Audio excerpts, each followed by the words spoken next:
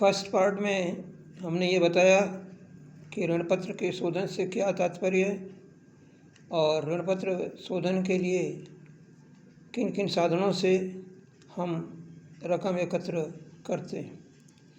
अब इस भाग में ऋणपत्रों के शोधन के लिए कौन कौन सी विधियां अपनाई जा सकती हैं।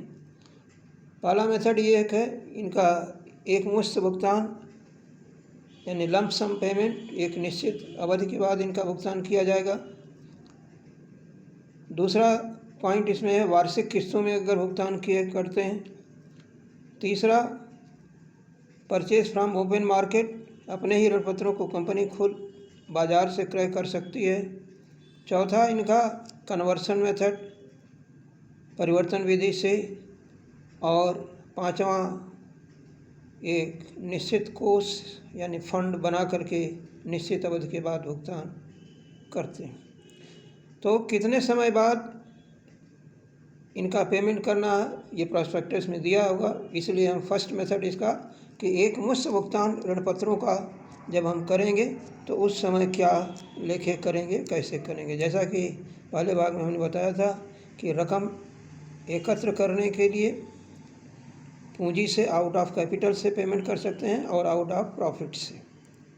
अगर आउट ऑफ कैपिटल से पेमेंट करेंगे तो उसके लिए DRR बनाने की ज़रूरत नहीं है, लेकिन मैक्सिमम 75% कर सकते हैं। इसलिए ज़रूरी है कि आपको 25% का रिज़र्व बनाना होगा। और ये रिज़र्व कहाँ से बनाएंगे?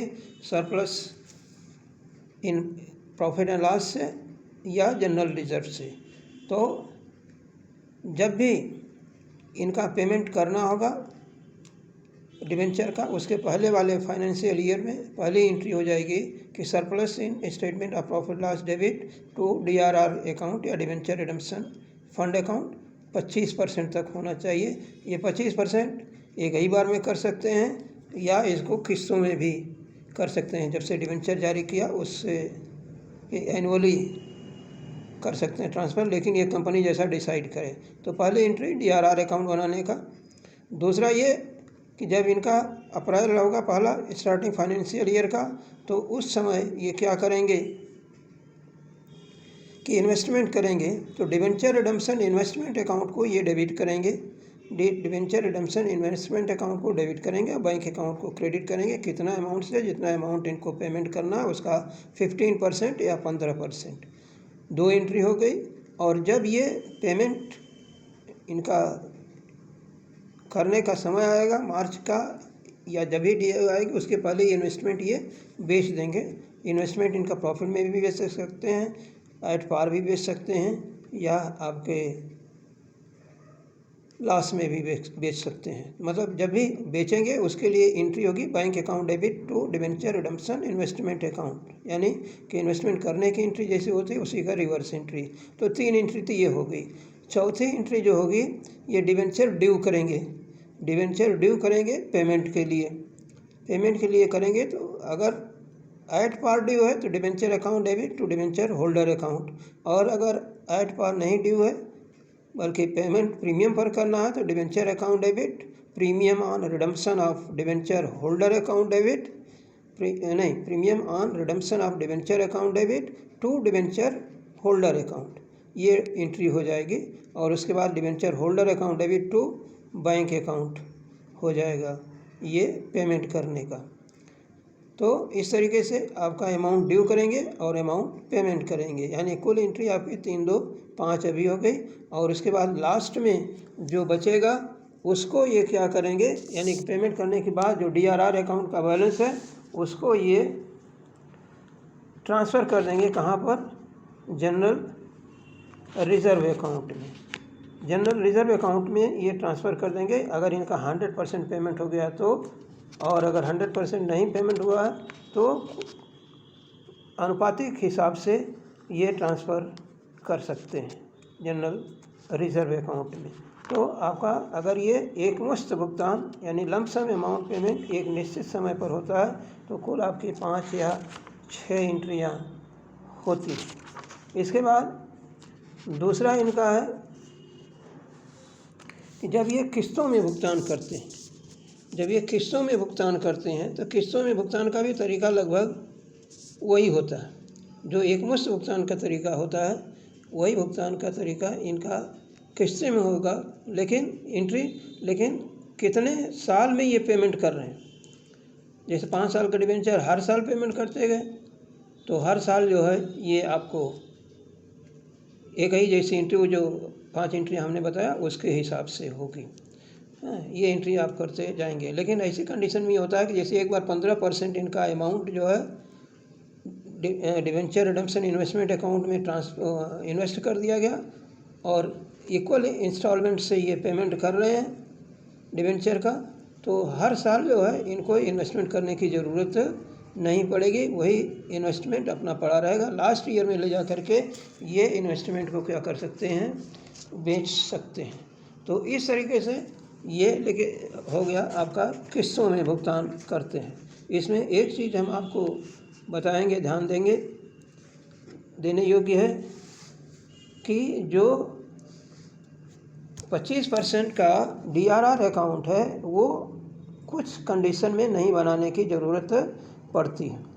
कुछ कंपनियों के लिए वो बनाने की DRR की ज़रूरत नहीं पड़ती है। कौन से कंडीशन है? एक तो जो ये फाइनेंशियल इंस्टीट्यूशन होते हैं, वित्तीय संस्थाएं होती हैं जो रिज़र्व बैंक कंट्रोल करते हैं। आपसे ये पूछा जा सकता है, आप ये समझ सकते हैं कि क्या DRR अकाउंट सबके लिए ज़रूरी है?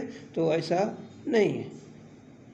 लेकिन किसके लिए नहीं ज़रूरी है? एक तो जो रिज़र्व बैंक के अधीन रजिस्टर्ड हैं या जो शेड्यूल्ड हैं फाइनेंशियल इंस्टीट्यूशन है उनके लिए ये नहीं करना। दूसरा, बैंकिंग कंपनियां जो हैं, बैंकिंग कंपनियों के लिए भी आपको ये नहीं ज़रूरी पड़ेगा। और तीसरा, हाउसिंग फाइनेंस कंपनी जो है, रजिस्टर्ड हाउसिंग फाइनेंस कंपनी है, नेशनल हाउसिंग बैंक, ये सब है, उनके लिए नहीं करना पड़ेगा।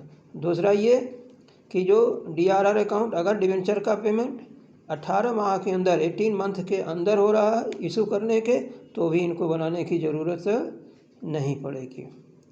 18 माह के अंदर ये हो रहा है तो जो नहीं ज़रूरत पड़ेगी। और अगर डिवेंचर का पेमेंट आउट ऑफ कैपिटल से हो रहा है तो नहीं ज़रूरत पड़ेगी।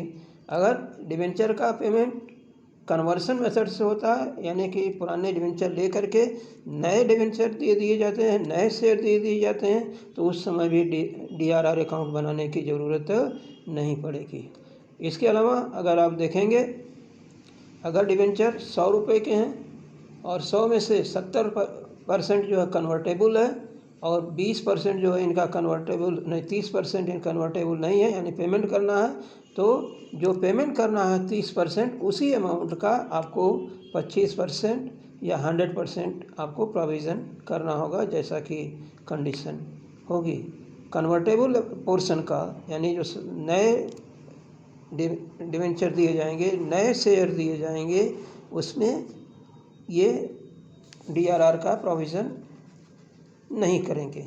ये प्रोविज़न करने के पीछे क्या लॉजिक है, क्या तर्क ये दिया जाता है कि चूँकि डिवेंचर का जब हम पेमेंट करते हैं तो हमारा जो कैपिटल फंड है, यानी जिसको हम पूंजी कोष कहते हैं, उतने से कम हो जाता है। अगर हम प्रॉफिट से पेमेंट करेंगे तो पूरा डिवेंचर पेमेंट होगा प्रॉफिट से, तो पूरा एक के बराबर हमारा कैपिटल फंड कम हो जाएगा, इसलिए हमें कैपिटल रिजर्व बनाना ज़रूरी पड़ जाता है। लेकिन अगर पूरा पेमेंट नहीं, कुछ पोर्शन आपका कैपिटल से, कुछ पोर्शन प्रॉफिट से, तो जो पोर्शन कैपिटल से प्रॉफिट होगा उससे तो कैपिटल फंड आपका जो है पूरा हो जाएगा, लेकिन बाकी जो प्रॉफिट से होगा उससे इनका कैपिटल फंड घट जाता है, इसलिए ये DRR अकाउंट बनाया जाता है। तो इस तरीके से इस पोर्शन में आपका इतना ही। इसके आगे का जो बाकी है अगले पार्ट में देखिएगा। धन्यवाद।